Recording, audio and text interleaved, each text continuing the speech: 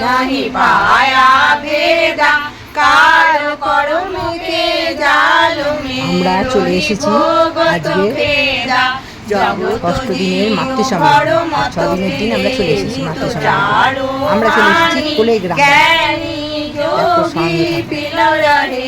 সব মন কি ধানি ভাগ জগা মেরা দিকা মিলে সব দুয়াই রাত ऊंचा देश है ओ अधूर ठिकानी बिना शब्द पाए नहीं शुत शब्द निशानी राधा स्वामी नाम की। বিষয় পাঠদানিতে অনেক মেয়েরাই সংসর্গদোষী হোক বা অনিয়ন্ত্রিত হয়েই হোক কেমনতর একটা পাতলা চরিত্রকে ধরিয়া রাখে, যেন কোনো কথাই হজম করিতে পারে না। কথা যেন মস্তিষ্কে ঢুকায় কেমনতর একটা অস্বচ্ছন্দ যন্ত্রণার মতো সৃষ্টি করে, অন্যের কাছে না ঢালিয়া যেন উপায়ন্তরই থাকে না। এটি বড় মন্দ অভ্যাস। এই অভ্যাস মেয়ে জগতে যত অকল্যাণ আনিয়াছে তাহা অন্যের তুলনায় অনেক বেশি। দেহ যদি তোমাকে বিশ্বাস করিয়া কিছু বলিয়া থাকে আর তাহা প্রকাশ করিলে তাহা বা আর কাহারও অকল্যাণ হয়, আর সে যদি তাহা প্রকাশ করিতে নিষেধ নাও করিয়া থাকে তুমি তাহা কিছুতেই প্রকাশ করিও না। আর সে কথা যদি এমনতর হয় প্রকাশ না করিলে তাহা বা অন্যের অকল্যাণ অতীত নিশ্চয়। তাকে যদি তুমি কল্যাণে নিয়ন্ত্রণ করিতে না পারো তবে এমনতর মানুষের কাছে বলিবে যিনি উপযুক্ত প্রকারে নিয়ন্ত্রিত করিতে পারিবেন বলিয়া মনে হয় এবং যে বলিয়াছে তাহার প্রতি কোনো অমঙ্গল না ঘটে, ইহাতে ভালোই হইবে। অনেক অসুবিধার হাত হইতে নিষ্কৃতি পাইবে। হিসাব করিয়া চলিও। বাণী নম্বর 63। জয় প্রেমানন্দে বাহু তুলে গাইব রাধা নাম, ও গুরু ভাই দেওঘরে যাই দয়াল ঠাকুর ধাম। প্রেমানন্দে বাহু তুলে গাইব রাধা নাম। রাধা নামে কি মহিমা জানে শুধু শ্যাম, রাধা নামে কি মহিমা জানে শুধু শ্যাম। দিবানিশি বাঁশির সুরে গাইছে রাধা নাম। ও গুরু ভাই দেওঘরে যাই দয়াল ঠাকুর ধাম। প্রেমানন্দে বাহু তুলে গাইব রাধা নাম। দয়াল ঠাকুর এনেছে নাম জীবের কারণ, রাধা নামে দীক্ষা নিয়ে ধন্য হয় জীবন। দয়াল ঠাকুর এনেছে নাম জীবের কারণ, রাধা নামে দীক্ষা নিয়ে ধন্য হয় জীবন। যে জেনেছে সেই মিলেছে মধুর রাধা নাম, যে জেনেছে সেই নিয়েছে মধুর রাধা নাম। ঘরে ঘরে বিলাইছে নাম লুচির দেবগণ। ও গুরু ভাই দেওঘরে যাই দয়াল ঠাকুর ধাম। প্রেমানন্দে বাহু তুলে গাইতে তোমরা নারী করুণামা ব্যভিচারী মাগো। জাগো তোমরা ধর্মে কর্মে, জাগো তোমরা ধর্মে কর্মে, হয়ো না চঞ্চল। তোমরা না জাগিলে মাগো দেশের অমঙ্গল, জাগো লক্ষ্মী মায়ের দল। তোমরা না জাগিলে মাগো দেশের অমঙ্গল, দেশের আশা তোমরা নারী লক্ষ্মী মায়ের দল। তোমরা দেশের সব ভরসা, তোমরা জাতির বল, দেশের আশা তোমরা নারী লক্ষ্মী মায়ের দল। প্রেমে ইষ্ট প্রেমে থেকো না থেমে, ইষ্ট প্রেমে থাকো সদা নিমগ্ন। ডাক দেখি তাই দিন যে বয়ে যায়, উপায় হবে কি ভাবো মন। ডাক দেখি তাই দিন যে বয়ে যায়, উপায় হবে কি ভাবো মন। ইষ্টে মতি ইষ্ট আরতি সতত তারি অনুগমন। ইষ্টে মতি ইষ্ট আরতি সতত তারি অনুগমন। নিয়ত প্রণতি দেবে শুভ গতি, নিয়ত প্রণতি দেবে শুভ গতি, আহিবে সত্য উন্নয়ন। দেখি তাই দিন যে বয়ে যায়, উপায় হবে কি ভাবো মন। ডাক দেখি তাই দিন যে বয়ে যায়, উপায় হবে কি ভাবো মন। কতকাল ওরে রইবি পিছে পড়ে, করোনা পূজা চরণ। কতকাল ওরে রইবি পিছে পড়ে, কর পূজা তার চরণ। তারে লয়ে বুকে দিন যাবে সুখে, তারে লয়ে বুকে দিন যাবে সুখে, আনন্দের সুমগন। ডাক দেখি তাই দিন যে বয়ে যায়, উপায় হবে কি ভাবো মন। ডাক দেখি তাই দিন যে বয়ে যায়, নামে জগৎ মাতা। যদি মানুষ হয়ে থাকো, মানুষকে ভালোবাসো, সুখে দুঃখে মানুষের পাশে দাঁড়াও। জগতের কল্যাণে ইষ্টের ঈপ্সিতে, সৎমন্ত্রে নাও দীক্ষা। সৎ নামে জগৎ মাতা, সৎ নামে জগৎ মাতা। কান পেতে শোনো ওই ধ্বংসে দাদা মা, আকাশ বাতাস ফেলেছে। নিমেষেই লয় হবে সব রসে। কান পেতে শোনো ওই ধ্বংসে দাদা মা, আকাশ বাতাস ফেলেছে। নিমেষেই লয় হবে সব রসাতলে যাবে, প্রলয়ের সংকেত বেজেছে। পারো তো এখনই ধরো, উঠে পড়ে লেগে পড়ো। পারো তো এখনই ধরো, উঠে পড়ে লেগে পড়ো। সৎ নামে দাও দীক্ষা, সৎ নামে জগৎ মাতা। তাই সৎ নামে জগৎ মাতা।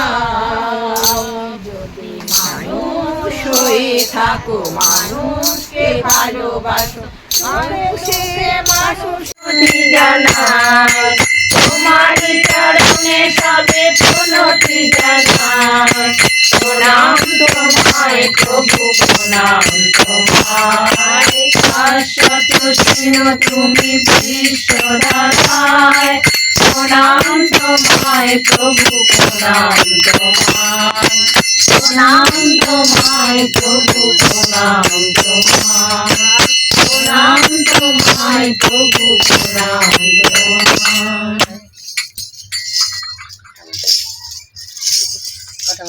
দেরি আছে, এখন করো। কোটি প্রণাম। পরমারাধ্য জগৎজননী শিশু বর্মার চরণে আমার কোটি প্রণাম। পরম পূজ্য পাদ শিশু বরদার চরণে আমার কোটি প্রণাম। শ্রী আচার্যদেব দাদার চরণে আমার কোটি প্রণাম। উপস্থিত সকল মায়েদের আমার আনন্দিত জয়গুরু। তো আজকে আমাদের মাতৃ সম্মেলনের 6ষ্ঠতম দিন। প্রথম থেকে আমি যদিও থাকতে পারিনি, আমার বিশেষ কিছু কারণের জন্য আমি প্রথম কদিন আমি অফ ছিল, তো তার জন্য ঠাকুরের চরণে আমি ক্ষমা প্রার্থনা করছি, বা আমি সকলের কাছে ক্ষমা প্রার্থনা করছি। আজকে আমাদের মাতৃ সম্মেলনে কিছু বলার জন্য বলতে বলা হয়েছে।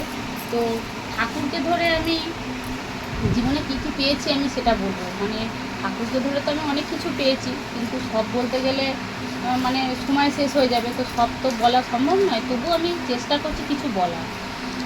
আমার যখন প্রথম বিয়ে হয়, আমার স্বামী, আমার শ্বশুর শাশুড়ি সবাই ঠাকুরের দীক্ষিত, কিন্তু কেউ আমার আমার ঠাকুরকে কেউ মানতো না।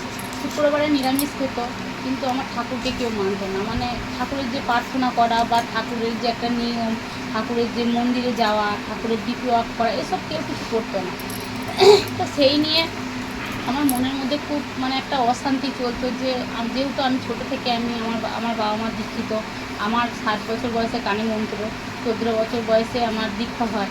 তো তখন আমি অতটা কিছু করতাম না, কিন্তু আমি যতটা বড় হই আস্তে আস্তে বাবা মায়ের কালচারে শিখতে আমি যতটা শিখেছি। কিন্তু বিয়ের পরে ওই পরিবেশে নিজেকে একটা কেমন একটা লাগতো, যে ঠাকুরের দীক্ষা নিয়েছে, অথচ ঠাকুরের নাম প্রার্থনা কেউ কিছুই করে না। আমার স্বামী ঠাকুর দেবতা কিছু মানতো না।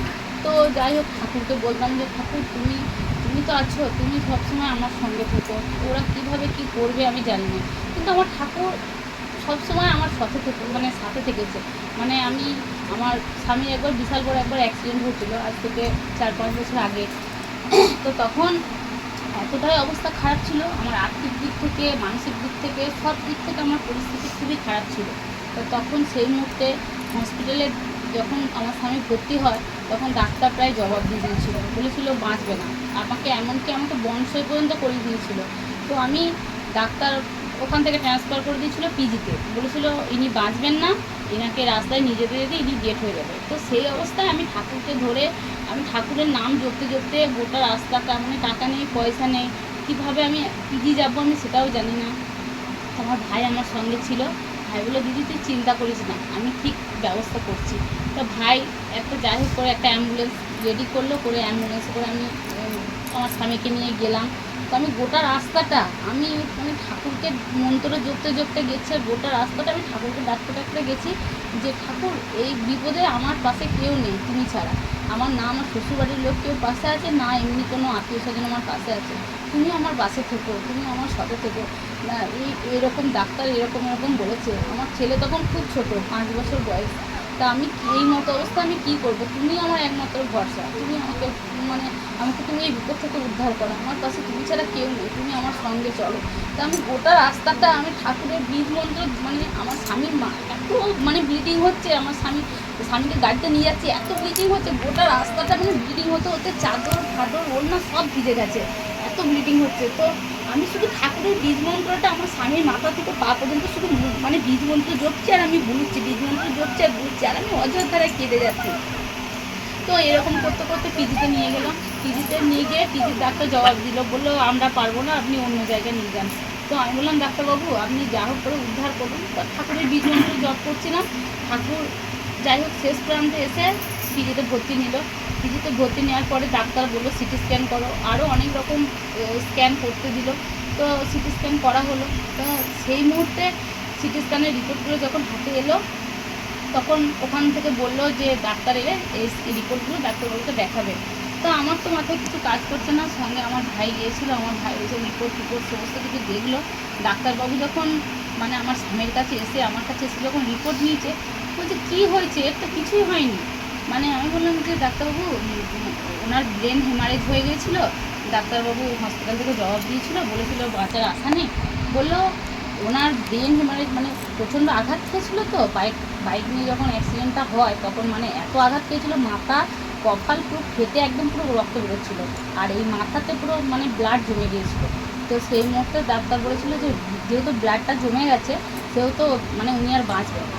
তো পিজির ডাক্তার আমায় বললেন যে না ওনার ব্লাড জমে গিয়েছিলো, কিন্তু ওই যে আমি ঠাকুরের বীজ মন্ত্র জপ করতে করতে গোটা রাস্তাটা আমি এসেছি, ঠাকুর কি বলবো, ঠাকুর ওই ব্লিডিংটা এত ধারা ব্লিডিং হয়েছে গোটা রাস্তা, ওই ব্লিডিংয়ের কারণে ঠাকুরের বীজ মন্ত্র জপ করার কারণে গোটা রাস্তাটা ঠাকুর সব কিছু ঠিক করে দিয়েছে। আর ডাক্তারবাবু বলছে কিছুই হয়নি, এমন একটা মিরাক্কেল হবে আমি ওটা আমি সত্যি নিজেকে ঠিক রাখতে পারিনি ওসব ঘটনাগুলো বলতে গেলে। তো ডাক্তার বললো আমি ছুটি দিয়ে দেবো, ওনার আর এখন যা কিছু ছিল সব কিছু ঠিক হয়ে গেছে, এখন ওনার কোনোরকম কোনো প্রবলেম নেই, উনি একদম ঠিক আছে। আমি যে ওষুধগুলো লিখে দিচ্ছি খাবেন, যেহেতু এতটা ক্ষত হয়েছে তো একটু সারতে একটু টাইম লাগবে। তার সঙ্গে সঙ্গে সেই রাতেই নিয়ে গেছি, মাত্র 1.5 ঘন্টা মতন উনি ছিলেন, সেই রাতেই সঙ্গে সঙ্গে ছেড়ে দিল ডাক্তারবাবু। তো ওনাকে রাস্তায় নিয়ে এলাম, উনি সেন্সলেস, আমার হাজব্যান্ড সেন্সলেস, কিছুই করতে পারছে না, স্ট্রেচারে করে যাই হোক নিয়ে আসা হলো। তারপরে চললো 1 মাস ধরে সেবা শুশ্রূষা, কিন্তু কথা বলতো, সব কিছু করতো। তো এই যে মিরাক্কেলটা, এটা একমাত্র আমি ঠাকুর ধরে, আমি জীবনে বহু বিপদ থেকে আমি উদ্ধার পেয়েছি আমি আমার ঠাকুর ধরে। যদি আমার ঠাকুর না থাকতো হয়তো আমি এখানে থাকতাম না। আমি আজকে ঠাকুরের জন্য আমি এখানে যা কিছু পেয়েছি আমি আমার ঠাকুরকে নিয়ে পেয়েছি। জীবনের দুঃখ কষ্ট সব কিছু আছে, ঠিক আছে, কিন্তু আমি আমার ঠাকুরকে ধরেছি বলে আমি ভালো আছি। আর যদি আমার ঠাকুর না থাকতো হয়তো আমি এই জায়গায় থাকতে পারতাম না। তাই আমি ঠাকুরকে পেয়ে খুব খুশি। এই জন্ম নয়, আমি যত জন্ম মানুষের জন্মাবো যেন আমি আমার ঠাকুরকে নিয়েই যেন আমি থাকতে পারি, আমি আমার ঠাকুরকেই যেন আমি গুরুকে পাই। শুধু এইটুকু, আরও অনেক কিছু বলার আছে, কিন্তু অল্প টাইমের মধ্যে এইটুকুই বললাম। যদি কোনো দিন সুযোগ পাই আমি আরও বাকি বলবো। সবাইকে একটাই কথা বলবো, ঠাকুরকে কেউ ছাড়বেন না। জীবনে যতই কঠিন পরিস্থিতি আসুক না কেন, ঠাকুরকে ছাড়বেন না। কারণ ঠাকুর আমাদের সঙ্গে সেটাই করবে যে যেটা আমাদের ভালো হয়। আমরা যেটা চাই সেটা ঠাকুর দেন না, কারণ ঠাকুর জানেন যে কোনটা আমাদের ভালো কোনটা আমাদের খারাপ। তাই ঠাকুরকে যত খারাপ পরিস্থিতি আসুক, ঠাকুর কিন্তু আমাদের পরীক্ষা নেয়।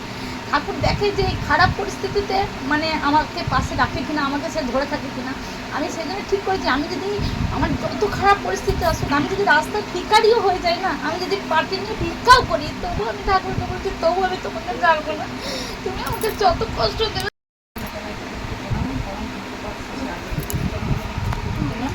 উপস্থিত সকল মায়েদের জানাই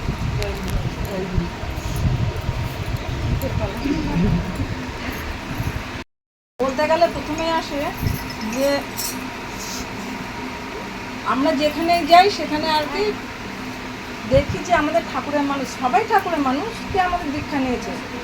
তো এই কালকে এই মা বললেন যে আমরা দীক্ষা নিয়েছি অনেক দিন আগে, কিন্তু ইষ্টভীতি করা হয়নি। ইষ্টভীতি মানে সকালবেলায় যে আমাদের ঋত্বিক বলেছেন যে ঘুম থেকে উঠেই ঠাকুরের জন্য ভোজ্য নিবেদন করা, ওইটা করতে, ওইটা যতদিন না আমরা না করবো না তাহলে আমরা ঠাকুর থেকে বিচ্ছিন্ন হয়ে যাবো। তা এই মা বললেন যে অনেক দিন করা হয়নি, তা আমরা আবার শুরু করেছি। তা এটা হচ্ছে যে তার সঙ্গে আবার যুক্ত হয়ে যাচ্ছে। ইষ্টভীতি যদি আমরা বন্ধ করে দিই তাহলে তার থেকে আমরা বিচ্ছিন্ন হয়ে যাই। যাই হোক, আমরা এখানে সবাই একত্রিত হয়েছি তার কারণ হচ্ছে ঠাকুরকে কেন্দ্র করে। নয়তো আপনারাও আমাদের চিনতেন না, আমরাও চিনতাম না। চিনতাম কি? কেউ চিনতেন না। চিনতেন কি? চিনতাম না। তাহলে এই কোলে গ্রামে এসেছি, কিসের জন্য এসেছিলাম? যে আমাদের সাতগেছিয়ায় কেন্দ্র মন্দিরে ঠাকুরের জন্মোৎসব হবে, এই গ্রামে আমরা নিমন্ত্রণ করতে এসেছিলাম। আসাতে যখন এই মা জানলেন যে আমাদের গুরু ভাই গুরু বোন, তখনই একটা আলাদা আকর্ষণ যে এ তো আমার ঠাকুরের মানুষ। যখনই জানলেন যে আমার গুরু বোন, তাই তো আমরা দীক্ষা নিয়েছিলাম, এগুলো করা হয় না, এই যে একটা টান, এটা ঠাকুর শিখিয়েছে। তাই ঠাকুর বলেছেন মানুষ আপনি টাকা পর যত পারিস মানুষ ধর। আমরা প্রত্যেকেই পরমপিতার সন্তান। তখন এই মা যখন বললেন যে ইষ্টভীতি বন্ধ, আমি বললাম আবার চালু করুন।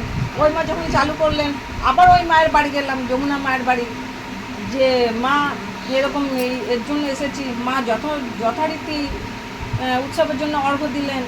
আমি শ্রাবণ মাসে মাতৃসম্মেলনের কথা বললাম, এক বাক্যে রাজি হলো। কেন? যে ওই মাও ইষ্টভীতি মানে দীক্ষা নিয়েছেন, সেভাবে কালচার নেই। ওই যে ওই মা বললেন যে ঘষা মাজা করলে তবে তো একটা পরিষ্কার হবে, তাই কালচার নেই, তাই এক বাক্যে রাজি হয়ে গেলেন। তার কারণ কি?